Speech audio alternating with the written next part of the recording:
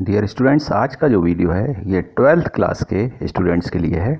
और क्योंकि आपके सिलेबस में दिया है जॉब एप्लीकेशन लेटर, फॉर्मल और इनफॉर्मल लेटर्स, तो एक क्वेश्चन जो आ सकता है इसमें वो जॉब एप्लीकेशन कैसे लिखें। इससे रिलेटेड भी क्वेश्चन आ सकता है कि कहीं आपको नौकरी के लिए अप्लाई करना है तो किस तरह से आप अपनी एप्लीकेशन बनाएंगे और क्या उसका फॉर्मेट होगा। तो ये 12th क्लास के स्टूडेंट्स के लिए है स्पेशली, और MP board CBSE board syllabus पर बेस्ड है। इंग्लिश सब्जेक्ट वालों की बात कर रहा हूँ मैं। तो आइए हम देख लेते हैं क्या रूल्स एंड रेगुलेशंस रहेंगे। तो जिसके जो रूल्स हैं, जॉब एप्लीकेशन लिखना है तो पहली चीज़ तो है कि जॉब एप्लीकेशन के दो भाग होते हैं, 2 पार्ट्स होते हैं। पहला कवरिंग लेटर, जो कि एक आपका एप्लीकेशन होगा। इसके साथ साथ आपको अपना बायोडेटा, या जिसको रिज्यूमे बोलते हैं, या इसको सीवी बोलते हैं। सीवी का फुल फॉर्म है करिकुलम विटे। तो ये भी आपको अटैच करना पड़ेगा। अब अटैच, जैसे जॉब एप्लीकेशन भेजते हैं तो उसमें तो आपने रिज्यूम का पेज अलग होता है, उसको एप्लीकेशन के साथ स्टेपल कर दिया और फिर उसको आप भेजते हैं। लेकिन एग्ज़ाम में तो आपको लिखना होगा, तो कैसे लिखेंगे वो हम देख लेते हैं। दूसरा, जॉब एप्लीकेशन में हमेशा ये ध्यान रखना है कि जो क्वेश्चन में किस तरह की पोस्ट के बारे में बात की गई है, कौन सा पद है, तो पद के हिसाब से ही आपको अपनी योग्यता भी दर्शानी है। से फॉर एग्ज़ाम्पल, उदाहरण के तौर पर, अगर एक टीचर की पोस्ट के लिए अप्लाई करना है या एप्लीकेशन आपको लिखना है तो उसमें क्वालिफ़िकेशन बीएड, एमएड ये क्वालिफ़िकेशन होगी, ग्रेजुएशन, हायर सेकेंडरी और पोस्ट ग्रेजुएशन। वहीं अगर किसी इंजीनियरिंग के पद पर आप कर रहे हैं अप्लाई या एप्लीकेशन लिखना है, तो जाहिर तौर पर इंजीनियर तभी बनता है जब उसके पास इंजीनियरिंग की डिग्री हो। तो 2 तरह की डिग्री हो सकती हैं, बी या बीटेक। तीसरा पॉइंट है कि अगर आपको किसी न्यूज़पेपर वगैरह में एज एन एडिटर या संपादक के तौर पर एप्लीकेशन लिखना है तो आपको अपनी क्वालिफ़िकेशन लिखना होगा। एमए तो होगा ही, किस स्पेसिफिक लैंग्वेज में है, मान लो इंग्लिश में या उर्दू में। उर्दू के न्यूज़पेपर में तो लिखना होगा एमए इन उर्दू, इंग्लिश का न्यूज़पेपर है तो एमए इन इंग्लिश। साथ साथ आप लिख सकते हैं मास कम्युनिकेशन एंड जर्नलिज्म, पत्रकारिता का भी कोर्स किया हुआ है। तो ये सारे आप क्वालिफ़िकेशंस लिख सकते हैं। तो अब हम एग्ज़ाम्पल देखते हैं। जैसे आपके एग्ज़ाम में क्वेश्चन आया, write an application to the director education department for the post of a clerk, mentioning your qualification, experience and typing speed. Suppose you are miss Suman Sharma और आपका एड्रेस दिया है 148 मानसरोवर, इंदौर। इस क्वेश्चन का मतलब होगा कि डायरेक्टर एजुकेशन डिपार्टमेंट को एक एप्लीकेशन लिखना है नौकरी से संबंधित, और वो उस पोस्ट का नाम है क्लर्क। अब इसमें ये भी दिया है कि आपको अपना क्वालिफ़िकेशन, अनुभव, और क्योंकि क्लर्क की पोस्ट के लिए अप्लाई कर रहे हैं तो ये भी लिखना होगा कि आप टाइपिंग की स्पीड आपकी क्या है। क्लर्क के लिए जब भी अप्लाई किया जाता है तो टाइपिंग स्पीड ज़रूर देखी जाती है, इसलिए वो मेंशन करना ज़रूरी है। तो आइए देखते हैं किस तरह से इसको स्टार्ट करेंगे एप्लीकेशन को। सबसे पहले आपका इसमें एड्रेस दिया है 148 मानसरोवर, इंदौर। ये एड्रेस है तो सबसे पहले लेफ्ट हैंड साइड में टॉप पर आपका एड्रेस लिख देंगे। इसके बाद डेट लिखी जाएगी, इसमें दिया है 4 जुलाई, और उसके बाद फिर आएगा द डायरेक्टर, किसको आप लिख रहे हैं, director education department Indore.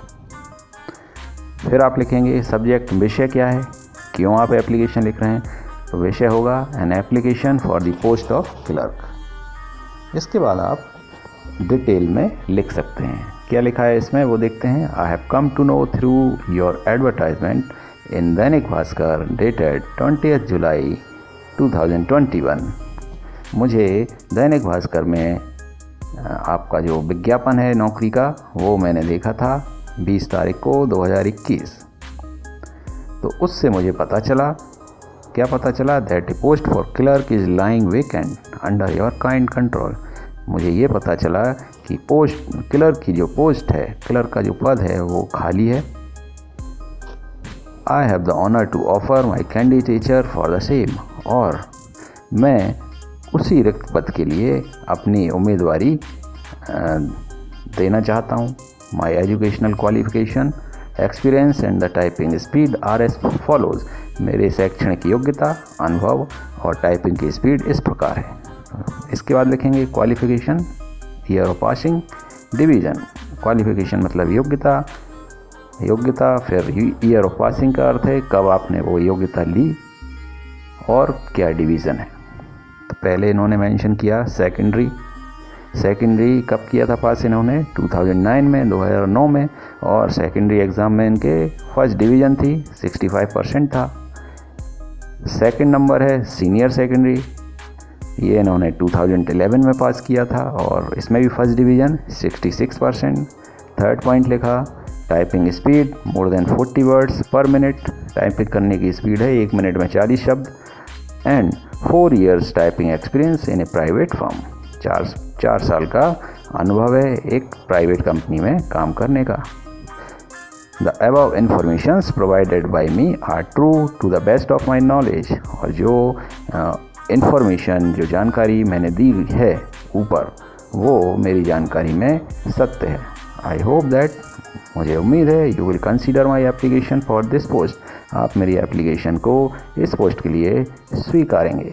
I assure you, मैं आपको विश्वास दिलाता हूँ, sir, if given a chance I shall leave no stone unturned to come to your expectations with my work and conduct. तो अगर मुझे इस जॉब के लिए, इस नौकरी के लिए मौका दिया तो मैं आपकी उम्मीदों पर खरा उतरूँगा अपने काम और अपने व्यवहार के द्वारा। इसके बाद फिर आप लिखेंगे please find enclosed here with my detailed CV and certificates for your kind परयूजल with kind regards. इसका अर्थ हुआ कि मैं इस एप्लीकेशन के साथ मैंने अपना बायोडाटा या रिज्यूम अटैच किया है, एनक्लोज किया है, तो वो आप देखें, और इसके अलावा सर्टिफिकेट्स भी इसमें अटैच किए हैं। With kind regards, yours faithfully, आपका भरोसेमंद मिस सुमन शर्मा। ये आपने नाम लिख दिया क्योंकि क्वेश्चन में यही नाम दिया है। फिर आप जो भी चीज़ एनक्लोज करने वाले हैं, उसमें अटैच करने वाले हैं, वो आप इसमें लिखेंगे भी। जैसे लिखा एनक्लोज्ड, पहला क्या है, xerox of secondary class marksheet, second xerox of senior secondary class marksheet, third है टाइपिंग एग्ज़ाम सर्टिफिकेट, फोर्थ है एक्सपीरियंस सर्टिफिकेट। तो ये एप्लीकेशन हो गई। इसके बाद आप फिर रिज्यूम अपना अटैच करेंगे और रिज्यूम इस फॉर्मेट में होगा।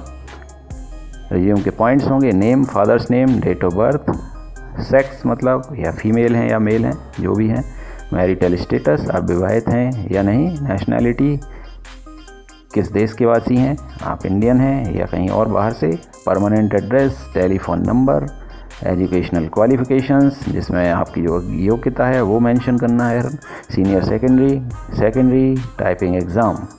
इसके बाद एक्सपीरियंस मतलब अनुभव, फिर आएगा अदर इंटरेस्ट, अन्य जो आपकी रुचियां हैं, और फिर आएगा लैंग्वेजेज नॉन। ये इस तरह का रिज्यूम का फॉर्मेट होता है, तो आपको ये भी फिर लिखना है। तो इस तरह से ये जॉब एप्लीकेशन कैसे लिखी जाती है, साथ में उसके क्या अटैच करते हैं, रिज्यूम है, रिज्यूम क्योंकि अटैच किया जाता है जॉब एप्लीकेशन में, तो वो भी आपको फिर बनाना होगा। तो स्टूडेंट्स, उम्मीद है कि ये आपको समझ में आया होगा। जॉब एप्लीकेशन का अगर क्वेश्चन आता है तो उसे किस तरह से सॉल्व करना है। तो अगले वीडियो में मैं कुछ और सिलेबस से रिलेटेड टॉपिक्स पर वीडियो लेकर आऊँगा। आप तब तक अपना ध्यान रखिए। Take care. Thank you so much.